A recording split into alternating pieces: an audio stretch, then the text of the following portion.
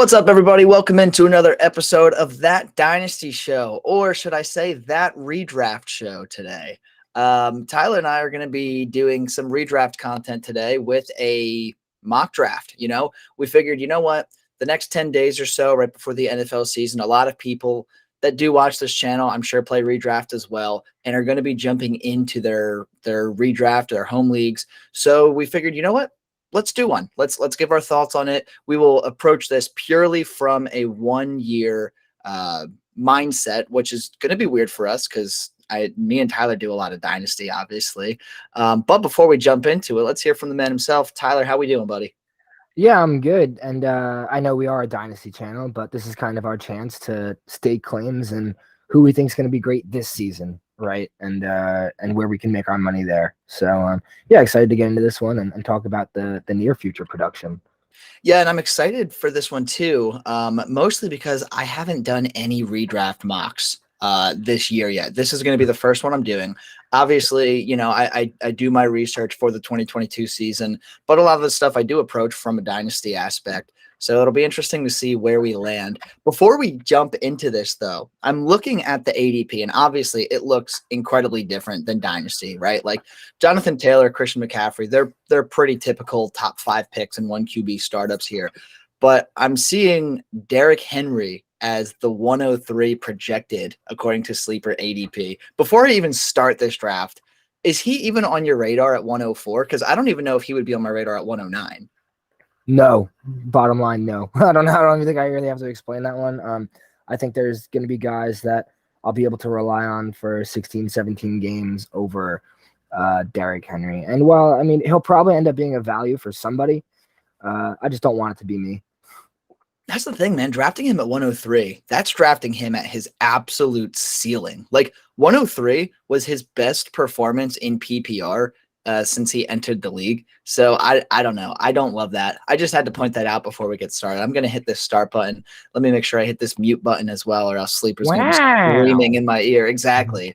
But let's go. We're starting the draft. I'm going to go ahead and, yep, Jonathan Taylor goes. Cooper Kupp and Christian McCaffrey go. Wow. So what is your decision here at 104? To be honest, I was hoping for either the Cooper Kupp or Christian McCaffrey to fall to me, but 104 is a really good spot to draft from because it's kind of hard to go wrong. I'm looking here between Austin Eckler and Justin Jefferson. Yeah, that's who I'd be between right now as well.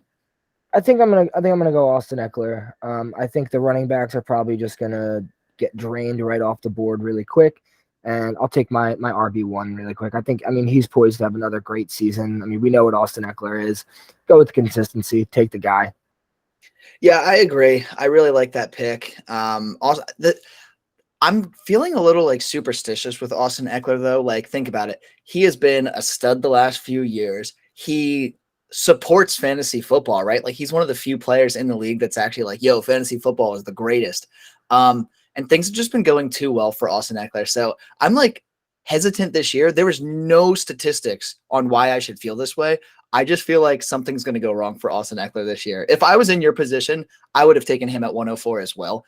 Probably, like I said, between him and Jefferson, but I probably would have went Eckler as well. But I don't know why. Like, just superstition's making me feel kind of weird about him this year.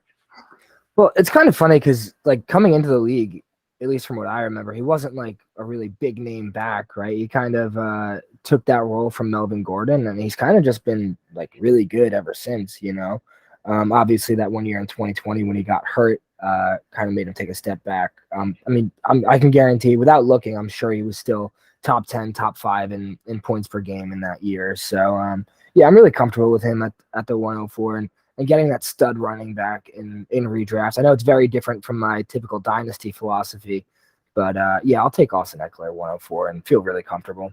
Yeah, I would feel pretty good about that as well. I don't know. Just superstitious. I don't know. But anyway, here at 109, so Jamar Chase is there. Obviously, it's tempting, but I don't know if I'm going to go with him. I want to go for a running back in redraft. I don't believe in zero RB at all. I want at least one running back on my team in the first 3 rounds, preferably 2 running backs on my team in the first 3 rounds. So really, it's kind of coming down between Joe Mixon and DeAndre Swift for me this at this spot. I really like Joe Mixon. I think he's going to be good this year, but I just have this feeling that we're going to finally see that breakout from DeAndre Swift. I mean, if he can stay healthy, he is a virtual lock for 80 targets. I mean, it's within the range of possibilities that he could be a 90 to 95 target guy even, right? So I'm going to go with him in PPR formats because, you know what, the Lions, they're not going to have Jameson Williams for the first half of the season. Jared Goff isn't exactly super reliable, and I think Swift is going to get a lot of work. And look at that. I almost actually was able to get Mixon on the turnaround. I would have loved to start off with Swift and Mixon. Something tells me if I did go Mixon there, I probably could have gotten Swift here. I reached a little bit according to the sleeper ADP, but hey, it is what it is. I'm happy with that start. Yeah, we don't want to practice like our craft as if, oh, we're drafting against bots. Like I know I'll be able to pick this guy up because of the ADP, right? We'd rather go with a more real life situation. But yeah, I'm with you on Swift over Mixon actually, and that might surprise you. But yeah, in terms of like with redraft, I just want to go for the ceiling. You know, I don't really care about safety. Like if I'm gonna finish in third place, that sucks anyways. You know, give me the highest ceiling possible and hope that it works out. You know. I agree. And that's why this next pick is also kind of hard because I like going for ceiling picks earlier on. Obviously, you know, I want some safety to it, right? Like in your first and second round, if one of these guys goes down or something happens to them, that's kind of really shitty, right? For your season, especially in redraft, because you don't have draft picks to trade away, right? It's a lot harder to make trades in redraft than it is in Dynasty, in my opinion, because it's so easy to sweeten a deal with a third round pick or something like that. You know what I mean? But here, I'm still not even thinking receiver. I love CD Lamb's upside this year for sure, but there's so many decent receivers that are going to be there between rounds 3 and 6, I think. And I'm looking at Alvin Kamara and Aaron Jones. Honestly, part of me is even kind of looking at Saquon Barkley because of the ceiling that he has. But I've said it once, I'll say it again. I'm not entirely convinced that we'll see a fully healthy season from him. Plus, I think the Giants are just going to be an absolute dumpster fire this year. Danny Dimes has been terrible in preseason. Their entire receiving core is hurt. Like, you could look at it one way as in like, okay, well, it's going to be the Saquon Barkley show, but you can also look at it as in, well, the Giants are going to be really bad. I don't trust Saquon's ability to stay healthy. So, I don't know. I'm going to go with Alvin Kamara here, actually. And I wanted to do Aaron Jones. I really wanted to go with Aaron Jones because I think RB1 overall is within the range of possibilities. But I can't ignore the fact that A.J. Dillon is there. Aaron Jones is going to be splitting time. And Alvin Kamara has no competition whatsoever. There is really no risk of him getting suspended this year because of how much this trial keeps getting delayed. So if I can start off with the two-headed PPR monster of DeAndre Swift and Alvin Kamara in my redraft league, I'm probably going to do that 9 times out of 10. Yeah, and I love the Kamara pick. I love the value that people have been getting on him all off season because they've been expecting a suspension, but obviously it doesn't really look like it's coming this year. I mean, Kamara could be a guy who goes in the first round easily, and I wouldn't have been shocked about it. I mean, he has been the last how many years, right? This offseason kind of took a toll on his ADP, so I think you got a really good value there. Yeah, and you know what? I'm looking at the tight ends now because something tells me Mark Andrews has to at least be a little bit within your radar here at this pick. How the hell is Travis Kelce going at 112 and Mark Andrews' ADP is 212? That makes no sense to me whatsoever. Yeah, and they're kind of in, aside from their quarterbacks, right? They're in fairly similar situations, right? They're both, well, Travis Kelce, I think, is in a better offense than Mark Andrews, and obviously has a better quarterback, but they both just vacated their number one receivers in the offenses, right? So we should be expecting an uptick from both of them. Yeah, for me, I mean, it's between Mark Andrews and then the other top 2 receivers on the board with Tyreek and Debo. I feel like there's just a lot of uncertainty with both of those guys. And this is a really tough one for me. I think I'm going to have to go with my gut and just go with the pick that I'm going to feel good about no matter what and take Mark Andrews. Like you said, there's going to be so many receivers that fall back between rounds 3 and 6 that I think I'll be able to make up for it there. And hopefully, yes, he did fall back to me. I was looking for Keenan Allen here. So I'm really good with the combo of Mark Andrews and Keenan Allen as opposed to like Debo and I don't know, AJ Brown, Zeke, someone else, maybe I would Javante, right? I'm good with that. I'm going to take Keenan Allen. I really like this start. Austin Eckler, Mark Andrews, Keenan Allen. I should have 3 top 10 guys with those 3 picks. Yeah, I love this start that you got going on for sure. Because Austin Eckler, he's a top 3 option at running back. Mark Andrews, it's a positional advantage like no other. I think he's going to repeat as the TE1 this year. And I think he'll beat out both Travis Kelce and Kyle Pitts by at least 25 points on the end of the year. That's how confident I am in Mark Andrews.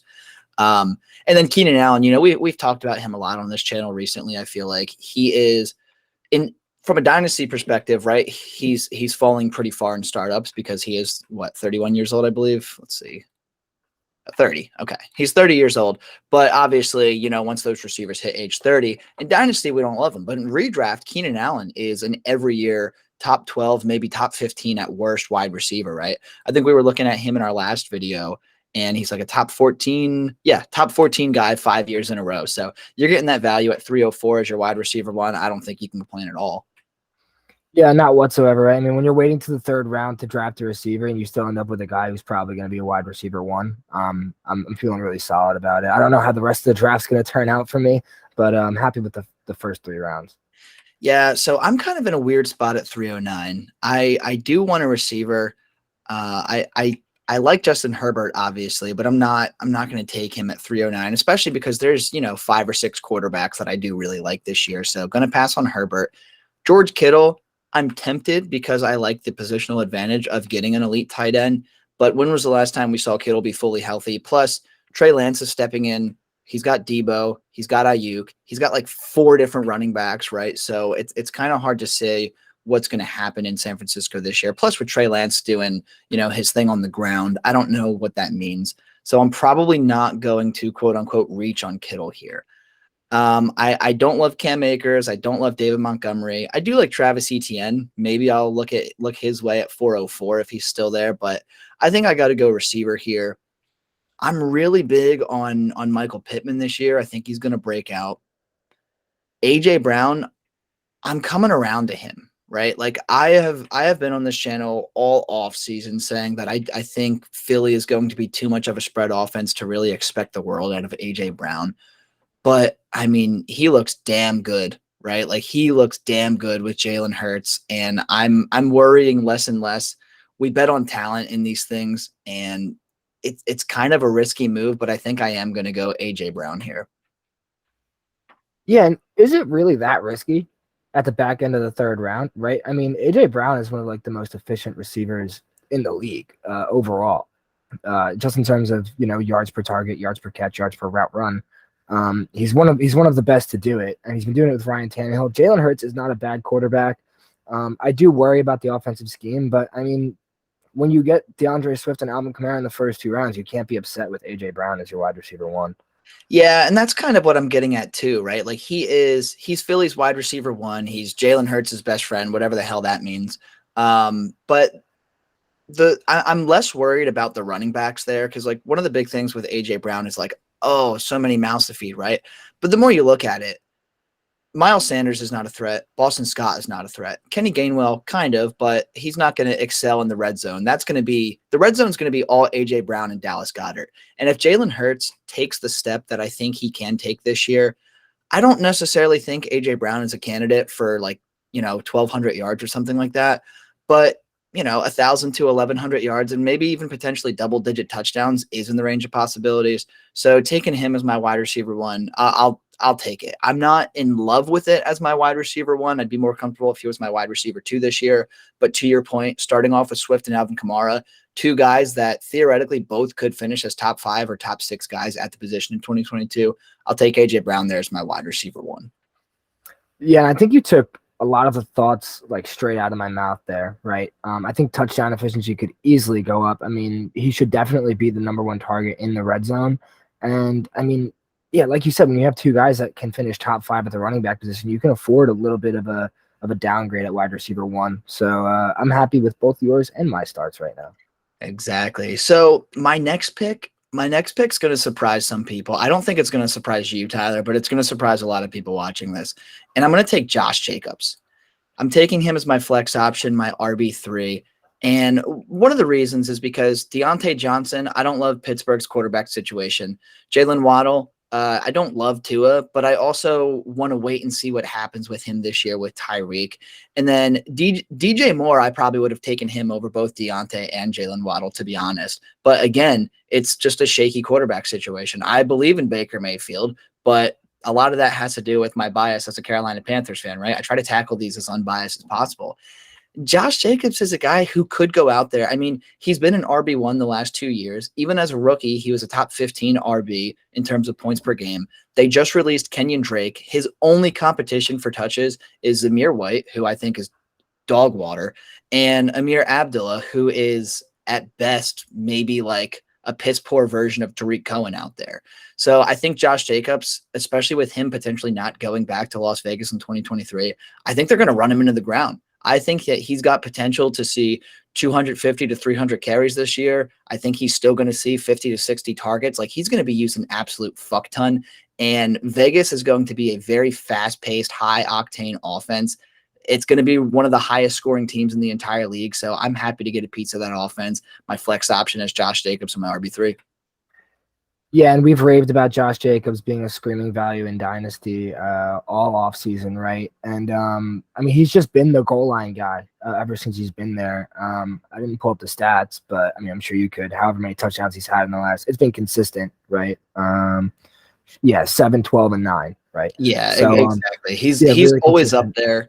He's always up there in touchdowns, right? The only thing we haven't seen is receiving touchdowns, which, like, it's kind of a random stat for running backs anyway. If he gets even 1 or 2 this year, I'd be absolutely thrilled. But, I mean, dude, 872 yards, 9 touchdowns, 54 catches last year. Like, 54 catches for 348 really isn't a ton to ask for. Even if he gets 33 for 238, you know, like, clearly he can be a top 12 guy this year. So I'm loving my RB room. Wide receivers need some work. Every other position obviously is empty, but I love this start, honestly. Yeah, but let's just crush those positions that we got, right? Exactly.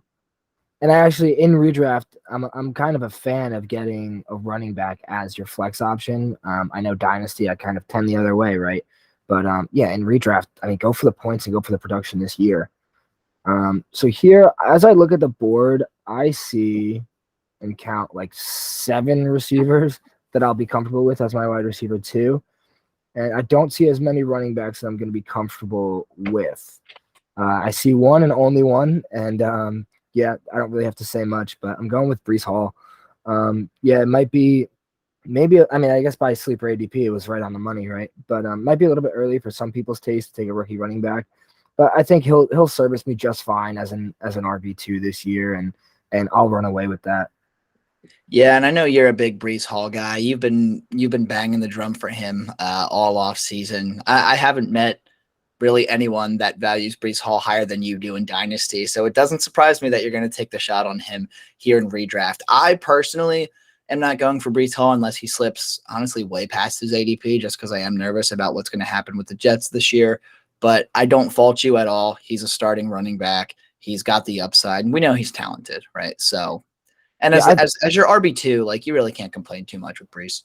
yeah, right. I don't think, like, I'm not expecting too much out of him for where I drafted him. And I mean, I think he's just going to be far and away the best offensive player on that Jets offense, and I think it's going to show really soon. So here I'm kind of stuck. I feel like, 6 months ago it would have been like, oh, what are you stuck about, right? With DK Metcalf on the board. There's a lot of good quarterbacks left. I have my tight end. Oh man, this is one I'm not too comfortable with. But I'm gonna go with DK Metcalf. I mean, the guy's been super consistent throughout his entire career, right? Since his sophomore campaign, he's been wide receiver 7, wide receiver 14, and yes, that quarterback downgrade is going to be miserable, but how miserable can it be? Can it drop him to be below, or to drop him out of the top 24 receivers? Not so sure about that. I think I feel better about him than I would have felt about Mike Williams, Amari Cooper, Marquise Brown, Allen Robinson, Brandon Cooks there. So yeah, I'm gonna take it and hope that it's not too big of a fall off this year. Yeah, DK Metcalf is a screaming value, right? Like, Drew Lock makes me nervous. Geno Smith makes me nervous. But DK Metcalf is DK Metcalf. He's very talented. And Seattle's going to be playing catch up in like every single game this year, right? Like they're one of the worst rated teams in the entire NFL heading into the 2022 season. DK Metcalf is going to be relied on heavily. Tyler Lockett is going to be relied on heavily, and he's going to go significantly later in this draft, right? So I think DK Metcalf at 504 is a really good value because I would, I mentioned that I would take DJ Moore over Jalen Waddle and Deontay Johnson in redraft. DK Metcalf should be in the same conversation as Waddle and Deontay Johnson this year, and he's not, and that's not right. So getting him at 504, I'd be pretty pumped about that if I'm you. Yeah, it's tough, right? Because he's the one who goes to the worst situation, right? When you look at like Marquise Brown, Allen Robinson, obviously Mike Williams has Justin Herbert, Amari Cooper will have, I guess, not Deshaun Watson. Never mind, foot in my mouth on that one, right? But yeah, Marquise Brown, Allen Robinson, they both get quarterback upgrades. DK Metcalf goes down. I think I'm still going to stick with DK and feel good about it. Yeah. So here I am. I got 1 minute and 10 seconds left. This is actually going to be a pretty easy pick for me. I'm going to go with Allen Robinson. He's got so much upside this year. I know you're a big Allen Robinson guy heading into this year. And if I can get Chris Godwin right here on the turnaround, and I just did. Bada bing, bada boom. I am absolutely stoked. Allen Robinson and Chris Godwin are my quote-unquote wide receiver 2 and wide receiver 3. I'll kind of talk about both of them really quick here. Allen Robinson's got top 15, top 16 upside, right? Like Robert Woods. Robert Woods is not as good as Allen Robinson. Robert Woods was, I think, the wide receiver 9 or 10 before he went down last year. And that was while Cooper Kupp was having one of the best seasons we've ever seen a wide receiver have in the history of the NFL. Matt Stafford in that offense can easily support 2 top 15 wide receivers. Cooper Kupp is going to repeat as a top 5 wide receiver at the very worst this year. I don't think many people are going to argue that. But people are sleeping on Allen Robinson. He has been so consistent all his career. Last year was his first bad year. And even last year, like he was kind of fighting injuries. Justin Fields sucked. Matt Nagy sucked. The entire offense sucked. Like I'm throwing last year out for Allen Robinson, and I'm just pumped about this upcoming year in LA. This is the first time he's ever had a good quarterback thrown to him. And it's also the first time he doesn't have the pressure of being the wide receiver 1 on a team. So that's going to be interesting to watch. And then Chris Godwin, I mean, if you watch this channel, you know how much I love Chris Godwin. There's not many people higher than me on Chris Godwin in Dynasty, and in redraft, it's no different. I'm taking him well before his ADP in a lot of situations, whether it's Dynasty, whether it's redraft, whether it's best ball. I don't care what it is. I think Godwin is going to – I know people are nervous about the first year back from the ACL, but, I mean, he's athletic as all hell. He's already way ahead of schedule in his recovery. And it could take him a few weeks to ramp up and be fully productive, but by midway through the season, he's going to be an every week wide receiver 1, and I just got him at the 604. So, yeah, I'm amped about that. Yeah, and what's the most important part of a fantasy football season, right, is the last 3 or 4 weeks when you're in the playoffs. We've all had those teams that are just monstrous that go like 11-1 and then lose in the second round of the playoffs on like a fluke. It's like, the last 12 weeks of my life were a waste. So I do enjoy targeting Chris Godwin at this kind of value. Awesome when he's going to be the one producing when it matters. Exactly. But I know I just took up 2 minutes of your time, so go ahead, pick your 609 here. That's all good. I know exactly where I'm going here.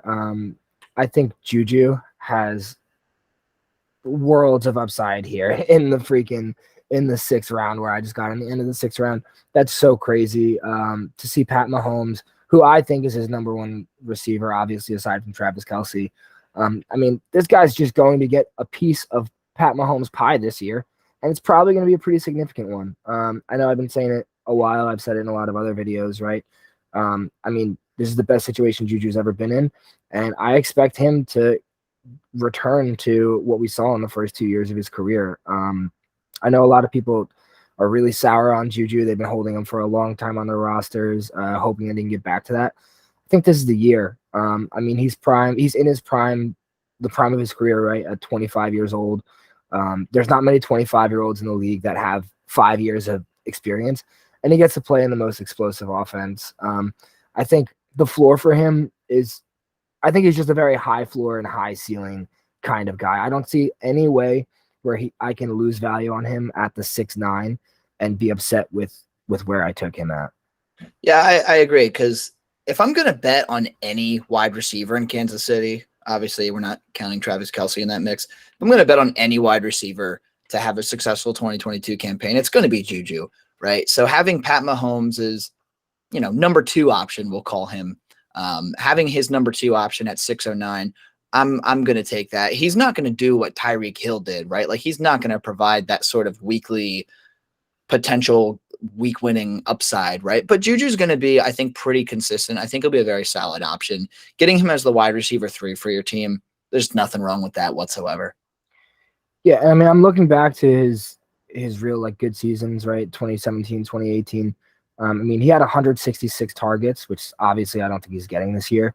But I mean, 120, 130, I don't think it's out of the realm of possibility for him. I think there's a legitimate shot that Juju finishes top 15, top 12 in PPR this year. And I think a lot of people are overlooking that. I disagree with that statement. I do, but I won't take up any more of the time. I could see him being a top 24 guy easily this year for sure. I don't think top 12 is within the range of possibilities, if you want my honest opinion. But well, I think it's the upper range of possibilities, but I definitely think it's in the possibilities. I mean, the guy finished as wide receiver 8 with Big Ben Roethlisberger, right? I mean, granted, again, 166 targets. Yeah, kind of crazy. Not going to see that again, but I'm all in on Juju at this price. And now I have 20 seconds left to make kind of a tough decision. Hunter Renfrow. I'll take him. I love that. I'll stack it up. I know. I mean, with the arrival of Devontae Adams, I know that offense is going to look a lot different this year. But I mean, I think they just continue with the route they went last year, and let's just air this thing out, right? I mean, when you get Devontae Adams, that's kind of what you have to do. So even if Hunter Renfrow does show regression, and obviously he's not going to get the 130 targets again this year, right? But if he gets 100 targets and he finishes as a wide receiver 20, wide receiver 22, something like that, again, I just got a really good value on him. Yeah, I think you did. I think you think people are overlooking Juju. People are way overlooking Hunter Renfrow. I mean, every single DB in the NFL raves about Hunter Renfrow and how badly he cooks them on a weekly basis. He's never going to have top coverage. He's never going to be marked up, whether he's on the inside or the outside of the field, because they have Darren Waller and Devontae Adams. Renfrow was a top 10 or top 12 guy in PPR leagues last year. And I don't think that's going to happen. I wouldn't even say that's necessarily a possibility, but I would be very shocked to see Renfrow finish outside of the top 24. And I think he'll finish in the top 20 of receivers, honestly, because I'm a big believer in Derek Carr this year. I think that's going to be a very high-powered offense. I kind of mentioned that when I was talking about Josh Jacobs. And I think Hunter Renfrow could potentially see 100 catches again this year, despite having Adams and Waller sharing the field with him. So he's an interesting guy to watch, but I love that at 704. He was going to be the guy that I was probably going to grab if he fell at 709, because I'm a big believer. Yeah, well, I mean, yeah, he finishes the wide receiver 11 last year. When have you ever seen a 25-year-old finish as a top 12 receiver and then go in the 7th round of redraft the next year? It's kind of crazy, right? I mean, we can all tell you exactly why he's getting overlooked. Just look at his picture, and then we'll move on from it. It's your turn. Exactly. He doesn't exactly scream athletic, elite wide receiver, but here we are. But so I got 50 seconds here. Now, normally, in a lot of situations, I would go Dallas Goedert here. I think he's going to have kind of a breakout year at the tight end position. I think he's going to be he's a locked and loaded top 10 tight end with, probably top 6 upside, I think. But I have AJ Brown, and as much as I believe in Jalen Hurts, I don't want to fully commit. Don't want to put all my eggs in one basket. So I'm going to skip out on Dallas Goedert here. And I'm going to do something that's probably going to surprise anyone that knows me. And I'm going to take Drake London. I'm not really I am high on Drake London. He's my rookie wide receiver 2 right now. But, I've famously said that I'd rather have Jameson Williams over him. But this is redraft. And I'm obviously probably not even drafting Jameson Williams in redraft unless he's still there, maybe in like the last couple of rounds and I can stash him. But Drake London, he's a big dude. and he's the wide receiver one in his offense. And that's really all that I'm kind of banking on here at 709. I don't necessarily personally believe in his talent, but I know that the majority of fantasy football people do. So I'm kind of relying on other people's research with Drake London, because my own research, I didn't love the results, to be completely honest, but I'm in the minority. And I'm smart enough to know that, okay, well, I'm not always right. 709 for a team's wide receiver one, a desperate team's wide receiver one that's going to be playing a lot of catch up. I'll take it. Yeah, I mean, especially as your wide receiver 4, right? I mean, if he comes out and has the past what am I trying to say here? Like the past top rookie wide receivers have done when they got to the NFL. You know, most of them like are in the top 24 range, like usually the lower end of the top 24 range, the guys who we see become really elite. If he ends up following that path, you got a really good value there. Even if he finishes as a top 36 wide receiver, right? You got him at what you drafted him for. So definitely doesn't hurt your win rate there. Exactly. And here's what I'm saying, man. If Devontae Smith, I'm not knocking him at all because he is very talented, undersized, but very talented. But he was the acting number one wide receiver in Philly last year. Very similar situation. Only person he was battling targets with was a really good tight end. I wouldn't say Dallas Goedert is necessarily as good as Kyle Pitts, but you still can't really discount him, right? But if Devontae Smith can go out there with essentially first-year quarterback Jalen Hurts, right, because he had played like 4 games before last year, Devontae Smith went out and put up 916 yards and 5 touchdowns, finished as the wide receiver 29. That is so in the range of possibility for Drake London in Atlanta. It's not even funny. So if I'm getting a top 30 wide receiver at 709 as my wide receiver 4, and I can plug him in case Chris Godwin does miss the first couple games of the season, I'm going to take that every time. And real quick, since I'm running low on time, I'm going to go ahead and take my next guy. And I'm looking at the board. Most teams have their tight ends, but there are 6 picks between here and my next pick where the teams don't have tight ends. So I'm going to take Zach Ertz. I like Zach Ertz, especially in redraft. Last year, before the season started, I planted my flag and I said Zach Ertz would return as a top 5 tight end. If you don't believe me, go to my Twitter. It's literally my pinned tweet because I was so proud of it. Yeah, Zach Ertz was a top 5 tight end last year. Arizona, he's not really competing with anyone for what he does on the field, right? Like he's going to be their top red zone guy until DeAndre Hopkins is back in week 7. Marquise Brown is going to stretch the field. Chase Edmonds is gone, who is one of their best like inside pass catchers, right? I think Zach Ertz built up a really good rapport with Kyler Murray last year. Do I think he's going to finish top 5 again this year? Probably not, but I think he's going to have some really big weeks along the way. Yeah, I mean, he's been a guy who's been like super consistent, and I mean, I think he's kind of overlooked as well. I don't think he provides like a tremendous advantage at the tight end position, but he gets you by, right? I mean, when you don't take a tight end in the top 2-3 rounds, that's what you do. You get a guy who's gonna get you by. So I like Zach Ertz there, and I think he's got weekly upside to be able to win you a game or two. You know, I don't think you're gonna look back and be like, oh man, like Zach Ertz really saved my fantasy season, right? But that's not what you're looking to get out of him. So I think you're fine there, yeah. Exactly. And I don't want to bet on Dawson Knox this year because we're all betting on Gabe Davis. We're all betting on James Cook. We're obviously betting on Stephon Diggs. We're betting on Isaiah McKenzie, right? Like Khalil Shakir. There's just a lot going on in Buffalo. So I'm staying away from Dawson Knox at cost. And Pat Freiermuth, I like him. But in a redraft league, I'm still going to take the upside of Zach Ertz over him because, again, Pittsburgh is so crowded this year. They're dealing with some really weird quarterback controversy right now between Pickett and Trubisky. As we go on, Gesicki, don't want him. Cole Kmet, I would be fine trotting out Cole Kmet as my TE1 this year. But, again, you know, it's just not something that I really wanted to wait on. I saw the opportunity, and I took it. So as I look at the board now, I feel compelled to take a running back. So for me, it's between the top 2 guys in the ADP again, right? Devin Singletary and Rashad Penny. Both kind of had similar seasons last year, right? Really exploded at the end when healthy. I think I'm gonna go Rashad Penny. He's the one I feel better about. I think James Cook, yeah, like you've been raving about all offseason, right? He could really step up and take a role and take a bite out of that. Obviously, Kenneth Walker can also take a bite out of Rashad Penny, but I think we just saw a little bit more out of Rashad Penny than Devin Singletary, at least in terms of fantasy production at the end of last year.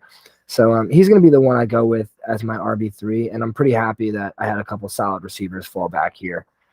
Yeah, I'd be happy with having Rashad Penny as my RB3, especially if I waited until the 8th round to pull a trigger on an RB3. Like you said, his 5 or 6 game run last year was a historic run, right? Like we haven't seen many streaks like that in fantasy football from anyone over the years, and Rashad Penny was able to do it. Obviously, he's an injury risk. Obviously, Kenny Walker's there. Obviously, Seattle kind of sucks this year, but you can't deny how good he looked in those last 5 or 6 weeks. So maybe he's nothing this year, but maybe he can return to being whatever the hell he was at the end of the 2021 season, and he could go along and be one of the best values in all of redraft this year. So we'll see what happens with him, but taking him as your RB3, especially when you do kind of quote unquote take a bit of a risk on Breece Hall as your RB2. I think these two between the two of them, you're going to have your every week RB2, right? So I like that pick. Yeah, and it's just a matter of like, is he healthy this week? Okay, then yeah, he can play. Like, is he not? All right, then I got to find someone else, right?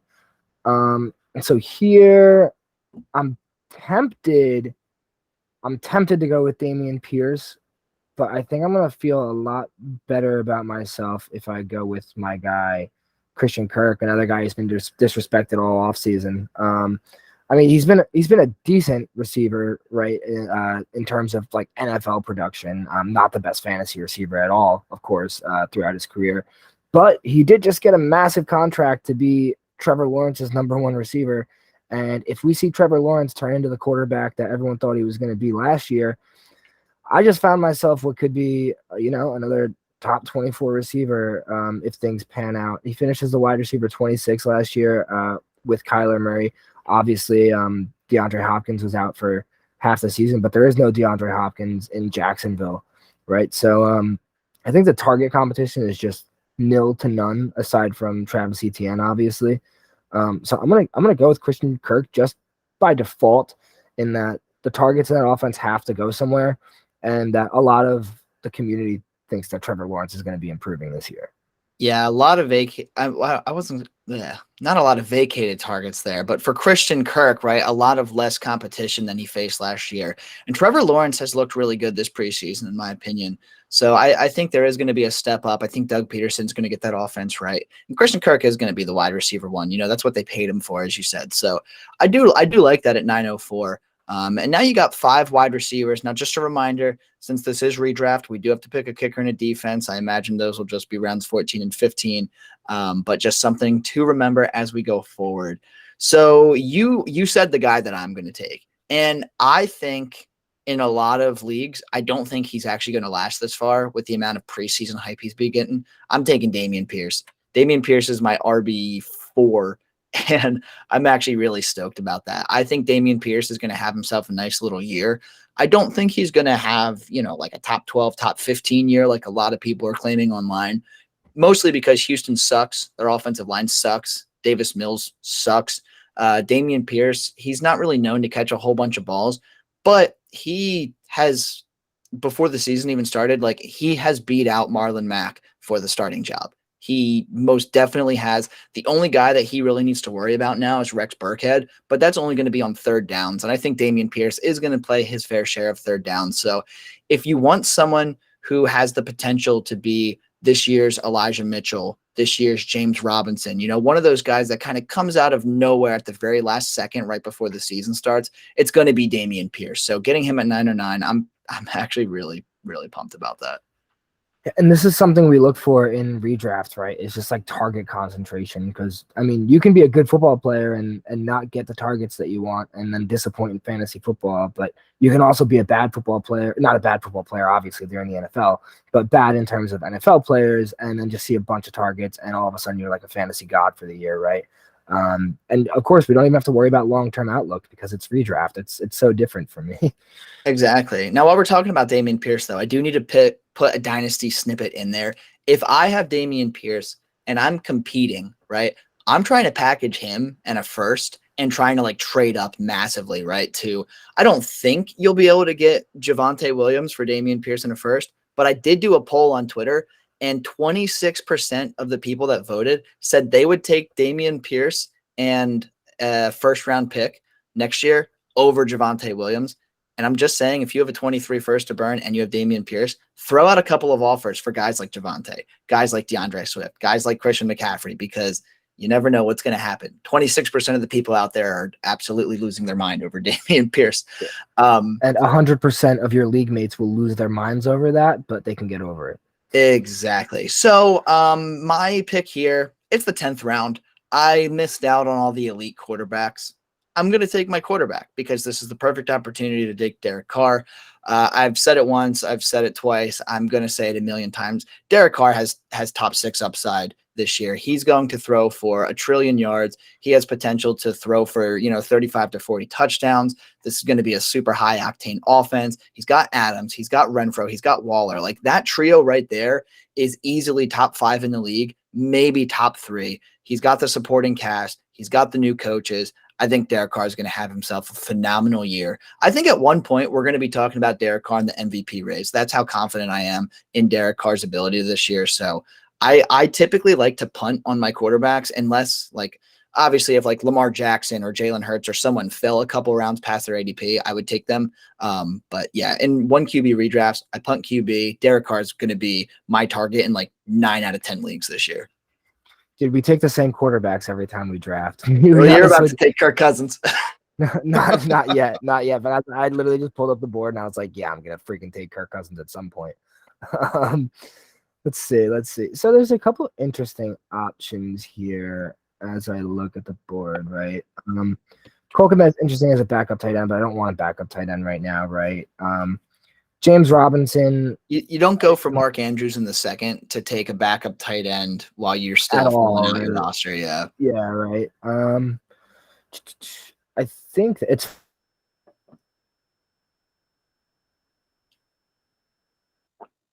Oh, all right. Well, I think we lost. Oh, Tyler, we lost you for a second. I don't know if you can hear me or not. I can hear you. Can you hear me now? Oh, I can hear you now. You're lagging a little bit, but I can hear you just fine. You froze up there for a second. Beep, boop, bop. Did you hear that? Okay. I did hear beep, boop, bop, and so did everyone else. So I was looking at guys like James Robinson, and I actually kind of was hoping Michael Carter was going to fall there because I felt like that would have been a really good insurance policy. But Darrell Henderson does just the same job that Michael Carter would have done. I feel a lot more shored up about my running back room. Having 2 guys that I feel comfortable starting every week and 2 guys that I feel like can fill a hole when they're playing. So I feel pretty solid about that room right now. Yeah, no, I love Darrell Henderson, and there's been a lot of reports that Cam Akers is not looking good at all right now with his injuries. So Darrell Henderson could sneakily be the RB1 to own in LA this year. I don't know necessarily what that means, but in the 10th round, getting a guy like that, I'm pretty excited. Played pretty well last year, right? Finished yes, like he did. A top 30 running back. Yes, he did. In only 13 games. And now I'm looking, God damn it, team number 1. Who takes 2 quarterbacks in the top freaking? Who does that? So now I'm screwed with quarterbacks. I mean, Tua's on the board, Justin Fields, Trevor Lawrence, Jameis Winston. Jameis Winston might even be the best option on the board right now, to be honest with you. You can definitely wait until next round or even round 13 to grab that guy. I look at the entire board and it's disgusting. I don't see many players I like here at all, really. Yeah, the late rounds in redraft, this is kind of where championships are made, though, right? Like getting a hidden gem somewhere between rounds 11 and 15 is just absolutely insane. Like, I remember, I'm really throwing it back here, but back in 2013, I drafted Alshon Jeffrey in the 14th round, and he popped off for like 1,200 yards and 10 or 11 touchdowns that year, something ridiculous. And that was just the ultimate game changer for me. But obviously, you're not going to get lucky every year. So, yeah, I just feel like everyone I'm looking at would be a reach here. Well, you got 4 running backs, 5 receivers. Like, Tyler Boyd can be serviceable if someone gets hurt, right? You know what? Yeah, I'm gonna take Tyler Boyd. I'm not gonna think twice about it. I mean, the guy. We saw that really good year from him back when Andy Dalton was still with the Bengals, right? Obviously, things have gone downhill since T. Higgins and Jamar Chase showed up. I'm kind of relying on something to go wrong there, and when it does, I'll be the one to be the beneficiary. But I like him better than I like Julio Jones right now. I like him better than MVS, Russell Gage. Jarvis Landry might compete, might have gone over him if I had thought about it for another 45 seconds. But Tyler Boyd's the only one that I feel comfortable with there, that I feel like I'm going to be able to put into my lineup at all this year, really. I mean, Julio Jones, we talked about it a little while ago, right? There's going to be 2 or 3 games this year where he puts up 17, 18 to even 24 points. Who knows, right? But I'm not going to be able to guess when those games are going to happen. So I'll take Tyler Boyd and let him barely fill a hole and get me, 7 to 10 points in the couple weeks that I might need him. Yeah, he's serviceable when you need him. He's a bye week filler. If you get really screwed by injuries, whatever. I mean, he's in one of the best offenses in the league, and we've seen flashes out of him before. Obviously, he's well behind T. Higgins and Jamar Chase in the pecking order, but there's still a little bit of upside to have there. So getting him as your probably final receiver, if I had to guess, ain't too bad. At this point, my last 2 rounds is going to be kicker and defense. If I don't get an elite QB and elite tight end, I do like to get a backup QB and a back tight end in a lot of redrafts. I know that's kind of a controversial take, but my last 4 rounds here are going to be QB, TE in whatever order, and then kicker and defense in whatever order. So I need another receiver because I only have 4 wide receivers on my roster, right? I got A.J. Brown, Allen Robinson, Chris Godwin, and Drake London, which is a pretty damn good receiver room if I do say so myself, but I need someone else. So Jarvis Landry is going to have a decent role this year. I like Michael Gallup, but I don't love that he's coming off of an ACL. I know that kind of contradicts to what I said with Godwin, but Michael Gallup is not Chris Godwin, nor will he ever be. So my pick here, as much as I love Jameson Williams, it's not going to be him because I'm not going to have him for a little while. And I'm already taking the risk with Chris Godwin.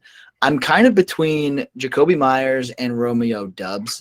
And I think I am going to go with Jacoby Myers because I think Romeo Doubs might be a bit too risky here. Well, actually, I don't know. I mean, it's the 11th round, right? Maybe shoot for the moon. Jacoby Myers is so underappreciated. He had 126 targets last year, finished as the PPR wide receiver 30, and New England really hasn't done anything to improve their offense. Whereas Romeo Doubs could potentially be Aaron Rodgers' number 1 guy. Fuck, dude. You know what? I'm gonna take Romeo Doubs. It's the 11th round. I just got done saying I took a chance on Alshon Jeffrey in 2013, and it worked out well. So let's take a shot on Romeo Doubs. And you know what? I'm gonna say screw a backup quarterback or a backup tight end. I'm gonna go with my other guy. I am gonna take Jacoby Myers and really round out my wide receiver room. So didn't even get to make my choice. Thank God you did that, right? Because I screwed up and I don't have room for either one or the other, either a backup tight end or a backup quarterback. But going back to your picks, yeah, I mean, this is the time where you're going to want to take those shots on those late round flyers, right? There is every single year there's a receiver who shows up that nobody talks about until we're right in the middle of the preseason, and Romeo Doubs has been that guy. I know we kind of changed pronunciations on his name over the course of the last 2 months. I think it was Dubes at one point, and now it's Dubs. But yeah, really like him. And like you said, I mean, Jacoby Myers really underappreciated. Mac Jones was a really, really good rookie quarterback last year in comparison to what the rest of the league threw out there. And again, you're getting a guy who is considered a wide receiver 3 last year in the 12th round, right? And that's kind of crazy to me that all these guys, Sky Moore is going above him, Alan Lazard going above him. Yeah, I think you just helped me out in my drafts for later tonight because Jacoby Myers is probably going to be a guy that I'm looking for at the very tail end of the draft. Yeah, Jacoby's awesome, dude. He's so underappreciated. And last year he had he had 2 touchdowns, right? The touchdown stat, especially for wide receivers, it's kind of random. And when you catch the ball 83 times on 126 targets, most receivers that get that volume are going to score at least 5 touchdowns, right? So I would expect a bit of positive regression, as they say, or as I prefer, progression, in the touchdown department. So I like him. I don't love Mac Jones. I don't love the Pats offense, but Jacoby Myers is a team's wide receiver 1, and I just got him in the 12th round. Yeah, and that's a beautiful thing for redraft, right? I feel like it's something that people kind of over exaggerate in Dynasty sometimes. Like, just because he's the number 1 wide receiver on a squad doesn't necessarily mean that you can take them at such egregious ADPs. But I mean, when you're getting them in the 12th round, like you're left with no choice, really, right? You're left with no choice other than to take that guy. So here, we spent a lot of time talking about that, but backup tight end here. I'm gonna go Hunter Henry. He was a guy who finished as the tight end 10 last year. Just going to be a solid filler for the 1 week that Mark Andrews is on a bye. Not really much else to be said about that, right? Backup tight ends are kind of who gives a damn, right? But then I'm going to go with Tua with no real conviction as my quarterback. I mean, he's definitely in the best situation of any of the remaining quarterbacks that were on the board with Justin Fields, Trevor Lawrence. Jameis Winston might have been maybe a little safer pick, but I mean, Tua's got so many weapons around him. I would like to say that he'll finish in the top half of quarterbacks this year, but I don't even know if I can say that. I don't even know if I can bring myself to say that. I took him because I had to. That's what I'll say. I took him because I had to. Yeah, you kind of found yourself pretty quickly in a tough situation. I like punting QB. I think you punted QB a little bit too long. Yeah, one pick too long, right? I was going with Kirk Cousins for the Tyler Boyd pick and freaking yeah, because like the guys that are left, I mean, I probably would have gone with Jameis Winston personally. Well, actually, I don't know. It's like you said, it's kind of a toss up between those two. But here at 1309, I know I said that since I don't have an elite option at tight end and I don't have a lead option at quarterback, I probably would opt to take my backups, but I'm not. I can't bring myself to do it. I usually don't get a backup QB and a backup tight end, and I'm not going to do it. Zach Ertz is not on a bye until week 13, so hopefully if all things are right, I'll have him for the first 12 weeks of my season without having to switch him out of the tight end position. Derek Carr, his is week 6, but like whatever, I'll just pick someone else up that week. I don't care. It's fine. In 1 QB leagues, and if it's a 12-person league like this, there's always going to be at least one starting quarterback on the waiver wire at any given time. So that week, I'll just plug and play Daniel Jones or Kenny Pickett or something stupid like that. It's fine. It's not the end of the world. And the reason why I'm doing this is because Tyler Allgeier's there, and he is going to be the RB1 in Atlanta this year. He's not being talked about nearly enough because the Damian Pierce train is out of control. The Rachaad White train is out of control. Tyler Allgeier just played a solid game. He rushed 8 times for 26 yards and a touchdown, and then called a target for a 2-yard touchdown in the preseason game over the Jaguars. Now, granted, Cordarrelle Patterson and Damian Williams both sat, so that kind of indicates Tyler Allgeier is going to open up as the RB3. However, they've been giving Cordarrelle Patterson mostly snaps out of the wide receiver slot, both in practice and in the short amount of preseason that he has played. And Tyler Allgeier, it's not going to be very hard for him to surpass Damian Williams at all. I think that he's potentially going to go out there and he'll have more carries than any other Atlanta running back this year. And I think he'll be taking that starting job by like the 3rd week of the season at the very least. So right there, that's just purely a value pick. I don't necessarily know if I'll ever be starting him this year, but I mean, if he turns out well, he turns out well. If not, whatever. It's 1309. Well, I mean, look at what Cordarrelle Patterson did from the running back position last year. I mean, obviously he was more of a receiver playing running back, but I mean, if Tyler Allgeier can get that kind of volume and finish in the top 20, I mean, it's not out of the range of outcomes at all, you know? Yeah, you crushed the later rounds of this draft, and like you said, the late rounds really make championships, and I think you gave yourself a really decent shot here. Yeah, I'm feeling pretty good, feeling very good. Now I just got to pick my kickers and my defense, right? So I got a minute and 26 seconds here. The kicker that I've been taking, or that I want to be taking this year, is what the hell's his name? Exactly. Good start. The kicker for the Chargers right now. Who is Oh that? man, mine was the kicker for the Colts or the Bills, the one they just drafted. Shit. Kicker for Chargers. Who are you? Dustin Hopkins. That's who I'm going for. Dustin. There you go. Doesn't even have an ADP of 999 because he just doesn't get taken. He's like an okay kicker. I'm not going to sit here and talk about kickers because like I'm not even going to pretend like I know what goes on with them. This is what I look for in my kickers. I want them to be on a good offense and I want their home to be in a dome. And that's exactly what Dustin Hopkins is. He's on one of the best offenses in the league and he gets to kick in a dome most weeks, right? Like if we're looking at his schedule, we got 1, 2, 3, 4, 5, 6, 7, 8, 9, 10, 11, 12. 12 of his 17 games that I'm going to use him for, if I don't drop him for his bye week, is in a dome. I don't want weather affecting my kickers. That's the only reason why I picked him. And that's actually, I've never really heard of that that thought process before. I've obviously like the good offense part, right? Oh, we lost you again, here, buddy. Oh, there you go. You're back. I don't know why that keeps happening. I heard you loud and clear, but yeah, I was just saying, I don't know if you heard any of that, but I was saying it's a good point. Something I never really thought about was kicking in a dome, right? Obviously, the good offense is something that you want, but the dome might be something that I think about going forward. And yeah, it's honestly like, because I've been stupid obsessed with fantasy football since like 2012 or 2013. And there's been many board nights where I've exhausted looking up running backs. I've exhausted looking up receivers, tight ends, quarterbacks, whatever. Like I have done at least a little bit of quote unquote extensive research on the kickers and the defenses this year, right? Like I don't spend too much time on it because again, they're just going to be my last 2 redraft round picks. But yeah, that's my biggest advice when it comes to fantasy kickers. Don't worry about grabbing Justin Tucker early. Don't worry about drafting Evan McPherson early. Go for Matt Gay, who's kicking in a dome and a good offense. Go for Matt Prater, kicking in a dome, good offense. Dustin Hopkins, kicking in a dome, good offense. That's my biggest advice and my only advice for kickers.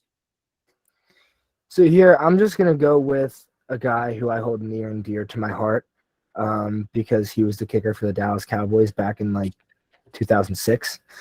Nick Folk. He also finishes the kicker number 2 last year for the Patriots.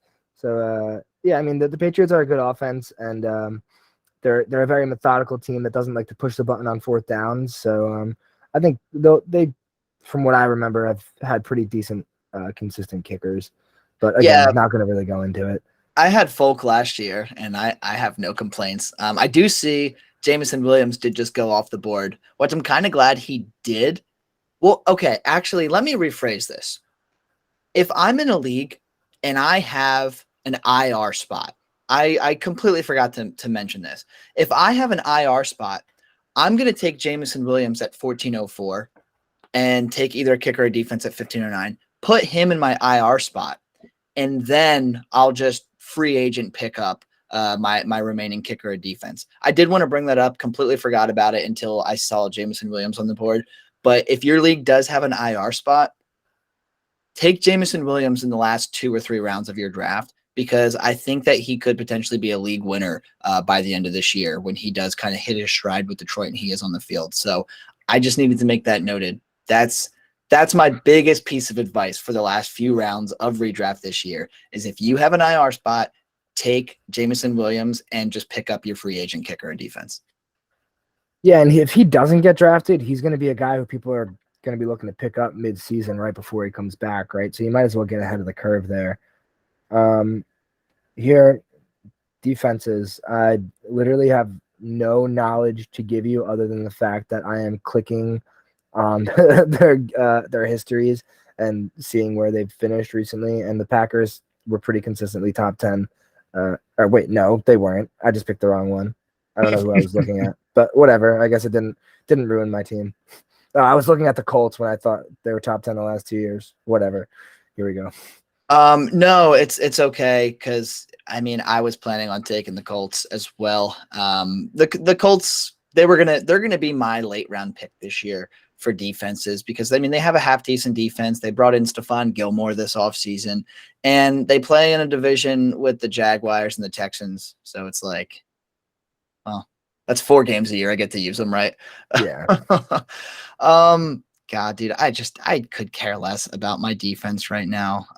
Close your eyes. Do it like Bill Belichick did. Have your dog pick for you. Dude, I might. You know what, dude? The New England Patriots, they're always doing some cool shit.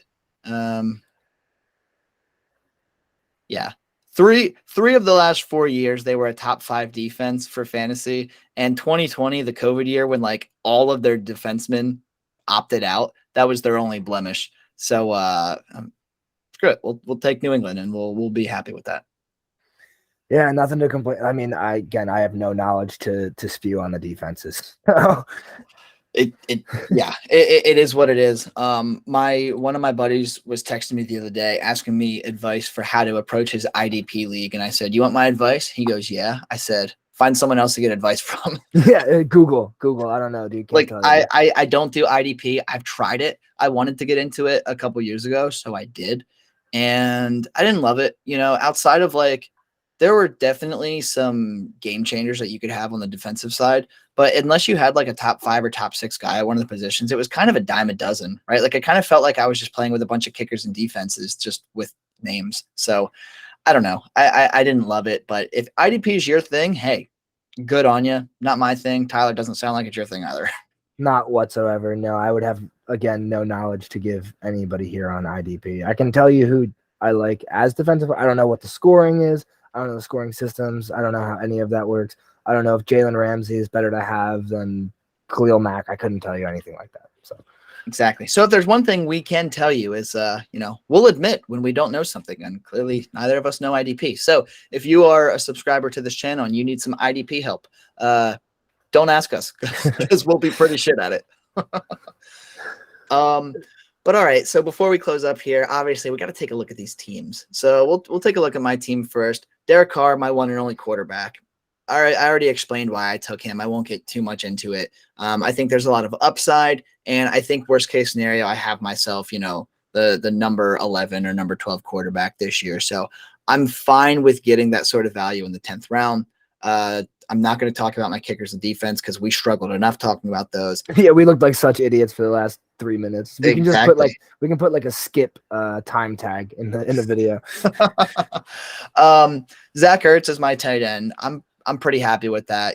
I think he's going to have a lot of upside early on in the season while DeAndre Hopkins is out. I think Ertz is going to be, even when Hopkins comes back, I think Zach Ertz is going to have a leg up on the touchdown race. I think Ertz is going to potentially lead Arizona in touchdown catches this year. And I don't really think that's a bold statement to make, right? Like Marquise Brown, he's going to catch a few of his home run balls. DeAndre Hopkins, when he gets back, he'll get his. But aside from that, like, Kyler Murray's favorite red zone target is probably going to be Zach Ertz for a lot of weeks. So I'm chilling with him. Looking at the running backs, I like my late round guys, Damian Pierce and Tyler Algier. A lot of upside to have between those two rookies. Maybe they're nothing. Maybe there's something. You never know. If I was going to bet on who would be Elijah Mitchell this year, it would be one of these two guys. So, take that for what you will. It's really hard to call those kind of late round guys. But these two rookie running backs, outside of Breece Hall, probably have the most opportunity, 2 touches in year 1. So won't be too upset about that. Swift and Kamara, no-brainers, in my opinion. This is a PPR league. There are maybe 5 running backs in the entire league that are locks for 80-plus targets, and Swift and Alvin Kamara both firmly on that list, and I don't think there's too much debate on that. And then I mentioned with Josh Jacobs, he's just a time bomb waiting to happen this year. I think he's just going to be running to the ground. I think Vegas is just going to give him every carry and any carry because they're not committed to him long term. So they don't really care what happens to the tread on his tires this year. Yeah, the obvious strength of your team is the running backs, right? I mean, you have 2 guys who definitely have ceilings in the top 5. Josh Jacobs, I think, has one of the highest floors of any running back in the league. And then 2 of the late round flyers. I think you got 2 of the most solid up-and-coming running backs that are just going to have the volume. Can't go wrong there. Your running back room is phenomenal. Yeah, and I mean, Pierce and Algier, they're on shit offenses. Like Houston and Atlanta, they're probably going to be, at best, bottom 7, bottom 8 offenses in the league. but like there's still starting running backs. Damian Pierce's only competition is Marlon Mack and Rex Burkhead. Tyler Algier has to battle Damian Williams and then Cordarrelle Patterson, who was good last year. But if you'll look at his fantasy stats, most of his damage came from random short yard touchdowns or from his PPR upside. So we'll see. I don't think there's a ton of competition for either of those guys there. And then looking at my receiver room, is it my favorite receiver room I've ever built? No. But a lot of things could go very right with this. I think a lot more things will go right with this receiver room than things will go wrong, right? We can debate how AJ Brown's going to fit in Philly all we want, but there's no debate that he is a top 10 talent wide receiver in the National Football League. He is impressive. He does everything right. We want to see him stay healthy for sure because he always seems to miss a game or two here and there, but there's no denying his talent. And I think he's going to have himself a pretty good year. So when we saw not even a fully healthy season back in 2020, he played 14 games, was the PPR wide receiver 12. Last year, kind of disappointing, only 5 touchdowns through 13 games. But Tennessee looked awful last year, especially with Derrick Henry out most of the year. So I'm not going to fault him too much there. Allen Robinson, we quickly mentioned.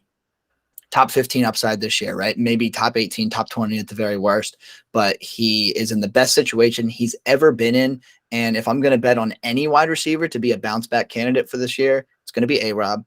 Chris Godwin, I'm not going to talk about him anymore because click on any other video on our channel and you'll hear all my thoughts. Just know he's going to be, by the midway point of the season, he'll be back to being exactly what he needs to be, and he's going to be a weekly top 10 option. Drake London, again, wide receiver 1 on his team. I got him at the 709. And then Romeo Doubs and Jacoby Myers. Both of them are potential, if not are the wide receiver ones for their respective teams. Jacoby Myers more so than Romeo Doubs. But Romeo Doubs, the prospect, right, the potential of getting Aaron Rodgers' number 1 target in the 11th round, I just couldn't pass it up. Yeah, and I'm looking at the receiver room, and I see, like, obviously, I mean, there's no stud, right? That's just going to be the clear alpha number 1. I feel like I'm looking at your receiver room, and it's going to be a lot of like 15, 15, 15, 12, right? I feel like that's how it's going to play out a lot for you. But when you combine that with the 22, 24, you're going to see from, DeAndre Swift, Alvin Kamara in those boom weeks. I think I'm good with your team. I think you're pretty solidly a top 4 team just as I glance around. I mean, obviously there is concerns, there's a chance Allen Robinson does not rebound like we expect him to. I mean, I think he will, right? I mean, with Matt Stafford and Sean McVay. I mean, Sean McVay just makes receivers out of anybody. I could walk into that offense and I could be a top 30 wide receiver in terms of fantasy production, right? Obviously, Chris Godwin not being there, or, well, possibly not being there for a couple of games might hurt. But then you have the upside of Romeo Doubs and whatever Drake London might do. And then there's a pretty safe floor for Jacoby Myers to be like the last starter or flex option. Like, I feel like that's a pretty good fallback option for you. So not too much risk for my liking, and also I think a decent amount of upside that could take you over the top. Yeah, I'm pretty stoked with it, and like it's a redraft league, right? Six bench spots, a kicker, a defense, and just the 1 flex option. I only need to start 2 wide receivers, right? So that's why I kind of took the risk with Chris Godwin, because AJ Brown and Allen Robinson, I can definitely lean on them as my wide receiver 1 and wide receiver 2 until Chris Godwin gets healthy. And obviously I drafted Josh Jacobs to be my flex option in round 4. So feeling pretty good there, but let's go ahead and look at your team here. I mean, first things first, we got to address Tua Tagovailoa being your quarterback, right? But we know you kind of just it was an error, right? One round too many, and just assuming things on the quarterback position, I think. Yeah, you guys saw that happen in real time. The heartbreak on my side, going from Kirk Cousins to Tua Tagovailoa, the consistent top 12 quarterback, to the guy who I hope can be top 20 this year. But yeah, so that sucked. But we can move on from it, right? So the running back room, I feel pretty good about. Austin Eckler obviously leading the charge. Nothing to feel about that other than great. I think I definitely 100%. There's no way, even looking back on it, that I would have taken Derrick Henry, Najee. Maybe, honestly, Dalvin Cook might have been the second option there in terms of running backs for me. But yeah, then I'm looking – Austin Eckler, I think Breece Hall will be really serviceable as an RB2. Rashad Penny is going to blow up for the weeks, some of the weeks that he plays at least.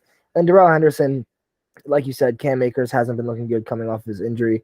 And he had a really good year last year. Won a lot of people their fantasy leagues if they had him at the value that he was going. So, well, I think he'll be a solid backup. Yeah, I'm glad that I'm only going to have to start 2, possibly 3 of these guys. If Rashad Penny obviously stays healthy, then it's almost a lock that he's going to be in my lineup. Yeah, I think the only thing I would change about your running back room is that maybe there was one more, right? Because like Breece Hall, Rashad Penny, Darrell Henderson, a good amount of upside between the 3 of them, but a lot of risk associated, right? Because we have a rookie that could potentially be in a timeshare in a bad offense, depending on how Zach Wilson is. We have Rashad Penny, who in the last 3 years, we have a 6-game sample size.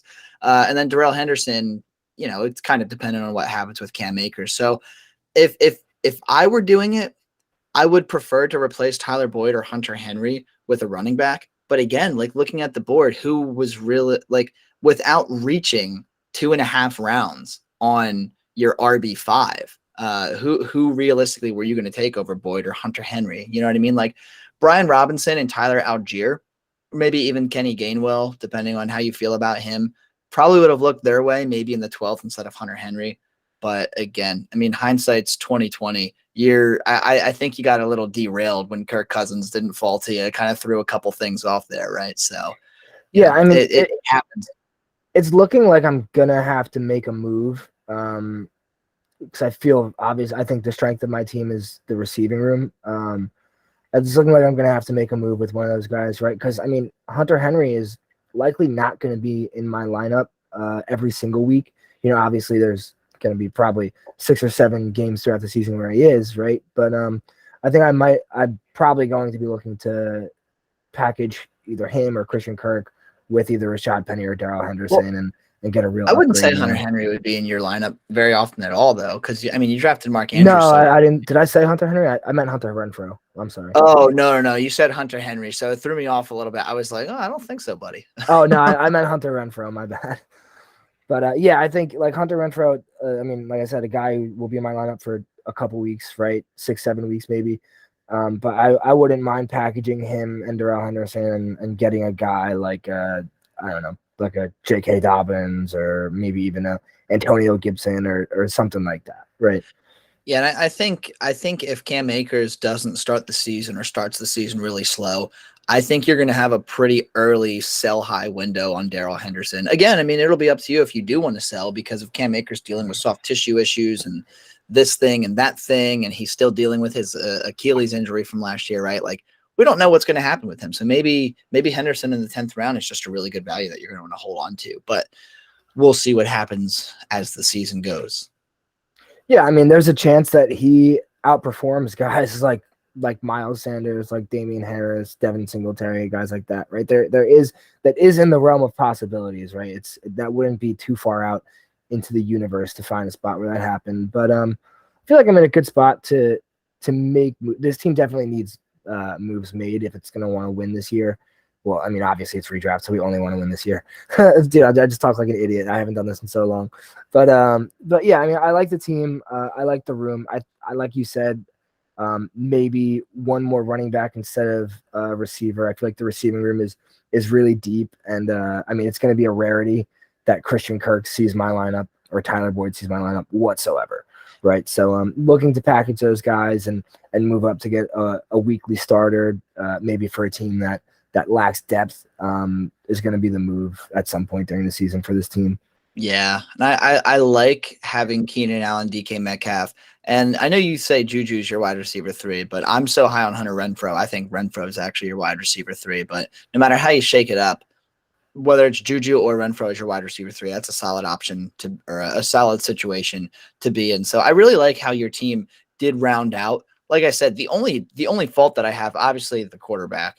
But I would have just liked one more running back. But again, it's like, where would you have fit that in without really, really reaching? I don't want to say like reaching, because by then it was the 11th round, but like going 24 to 30 spots past the ADP, no matter where you are, it's kind of difficult to gauge. Yeah, because I mean, if you're going to get that guy in a later round, then why not take another guy that you value there? And I mean, sometimes you do have to look at the ADP and say like, well, if this guy's not going to go for another 3 rounds, then it doesn't make sense for me to take him. Even if he is your guy. Exactly.